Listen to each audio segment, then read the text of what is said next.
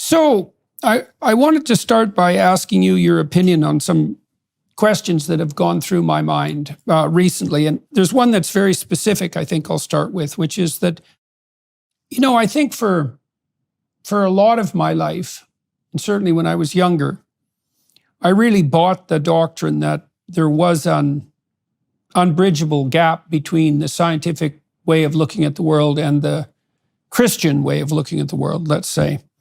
And that split, the apparent split between science and religion was a consequence of an incommensurate dichotomy of worldviews, and that the church had been opposed to scientific progress, at least in part because the scientific viewpoint existed in contradiction to Christian doctrine.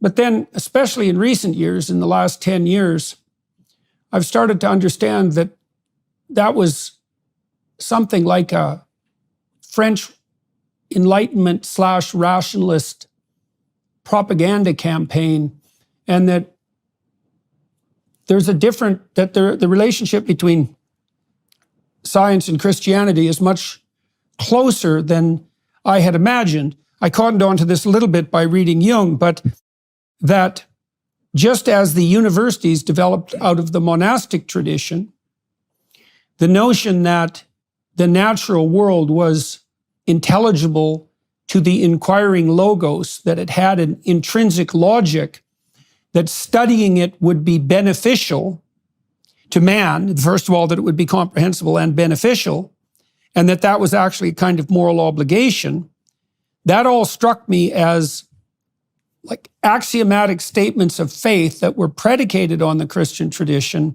that were the preconditions for the emergence of science. And, I've tried to take that idea apart over the last 3 or 4 years to see if I can find any flaws in it.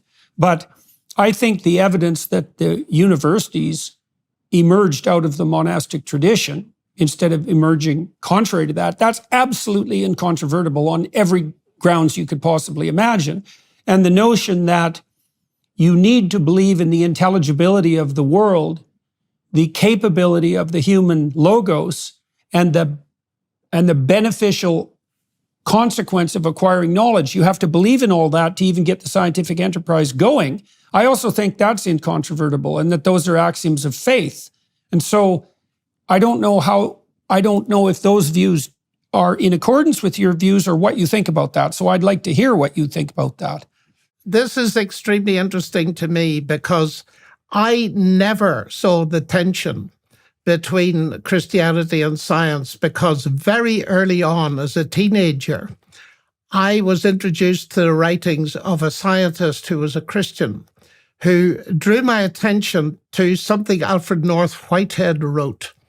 And it was really put in much simpler language by C.S. Lewis when he wrote, "Men became scientific because they expected law in nature, and they expected law in nature because they believed in a lawgiver." And so very early on, and I was fascinated by the idea that actually modern science is a legacy of the biblical worldview.